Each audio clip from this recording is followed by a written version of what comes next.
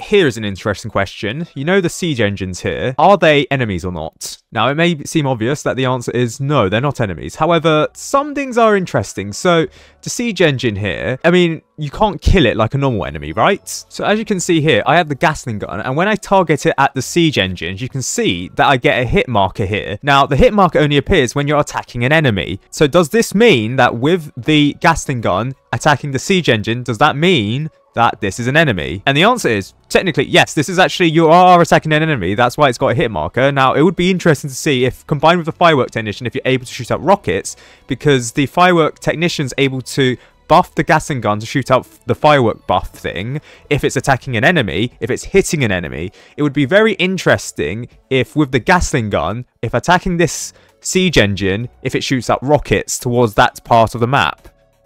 It would be interesting. Menton, you should do that. However, that being said, I don't think we were able to get the Pyromancer, nor the Electroshocker, nor any other multi-hit towers that you can distinctly see attacks an enemy to actually attack the siege engine. Now, this might be because of its attributes, which I'll get to later, namely the God attribute. But it is really interesting that no other tower can actually target it. As mentioned previously in the New Year's update video, modifiers actually apply to the siege engines as well. So as you can see here, you got the fireworks modifier being applied to the siege engine so that when it appears in New Year's Day, you can see that it has an American hat. So technically speaking, if it were to be somehow killed, which it won't be, but if it were to be somehow killed, then it would explode into a ball of fireworks. Again, this modifier only applies if it's an enemy, and as you can see here, because it is an enemy, it's being applied a modifier that all other enemies have. Another thing is that if you throw a pumpkin bomb at it and it applies bleed damage as one of its random thing, you can see that the siege engine actually has a bleed effect. As you can see here, as Menton throws a pumpkin bomb, it bleeds out. One final thing is that technically speaking, the siege engine actually has a logbook entry.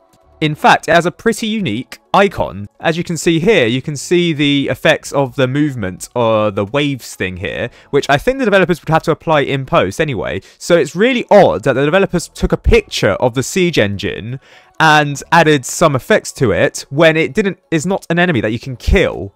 Even more surprisingly is that they forgot some other enemies for icons. So for example, they don't have the radioactive slime icon, it's just a cat image. So it is really, really odd that their siege engine is considered an enemy, and furthermore, the developers have made an image for it in the logbook. Now, it does have statistics. It has a speed of 10.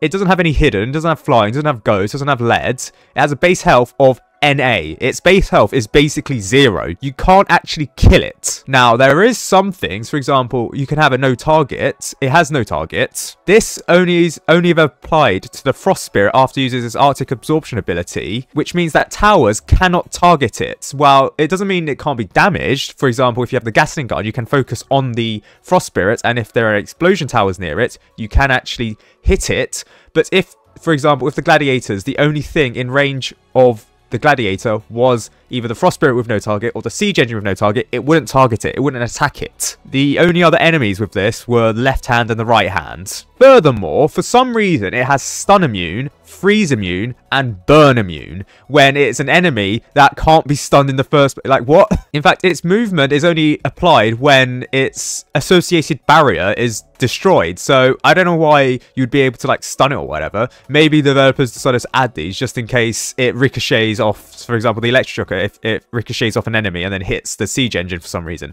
It won't do that. I mean, I don't think so. Furthermore, it has a god's attribute, which we have no idea what it does. I can't lie. Yes, this god sort of implies that it can't be damaged or killed or whatever, but surely the no target will be enough, and then the 0 base health is enough for it, surely, right? As mentioned in the trivia, the siege engine does not have set health, which prevents it from dropping its logbook. Because yes, as mentioned before, it has a logbook. You could theoretically unlock it in the index and you can spawn it in sandbox mode.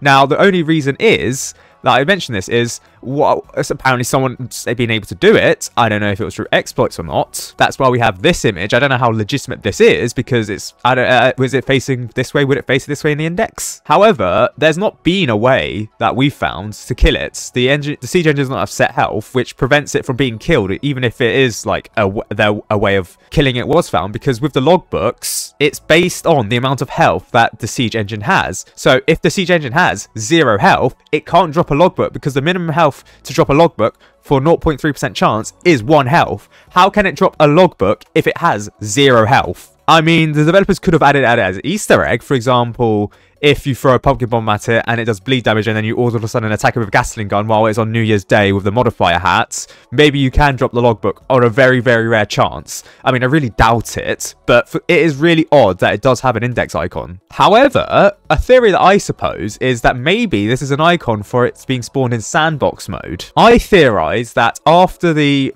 Operation Ice event ends, you may be able to spawn the siege engine into sandbox mode if you have the admin mode game pass, but because the event isn't over yet, you can't actually spawn in event enemies. We've seen this with Operation Ice currently right now, that you can't spawn in enemies if you don't have the logbook entries yet, but I suppose after the event ends, maybe they'll all transfer over into the index or the sandbox mode thing once the event ends, and once they update it so that all event enemies previously from probably at least the solar eclipse is added. Internally also, the siege engine is referred to as the frost spawner, which makes sense. Enemies spawn in from the frost spawner / siege engine. However, I'm not so sure about it being in sandbox mode because I think the game is coded for that. The siege engine isn't really a factor in it. It's just that it moves. It's just a visual thing that moves. But I think the spawner things, the enemy where the enemies spawn, is independent of where the siege engine actually is. The siege engine is just like a representation of where the enemies spawn in, and it's something that you could easily see. But I think internally it's coded for that. The siege engine really doesn't matter. It's just there, and enemies just spawn in inside of it because that's where the spawn point is. That's where they've moved the spawn point from, say, the portal inside to where the siege engine actually is. So if you were to spawn this in sandbox mode, I doubt it's actually able to spawn in enemies. I don't think it would be able to because it's coded to the game, so that it's coded to the wave structure. So this doesn't naturally spawn in any enemies. So it won't be useful in sandbox mode. You can't kill it. It'll just stay there. It'll just move to the end. It'll just clear up all the units and just kill all the units. And I don't know why. I don't know why it would have a use in sandbox mode. It just wouldn't. So it could theoretically be in a unit, but it's an enemy just because, you know, it could be spawned in as something that's like an Easter egg or something. It doesn't head to the exit, it instead acts as an entrance for enemies to spawn from, yeah. And despite this, it has its own statistics and it can be affected by modifiers. It can kill units that can collide with it. So for example, the Crook Boss units, it will kill them.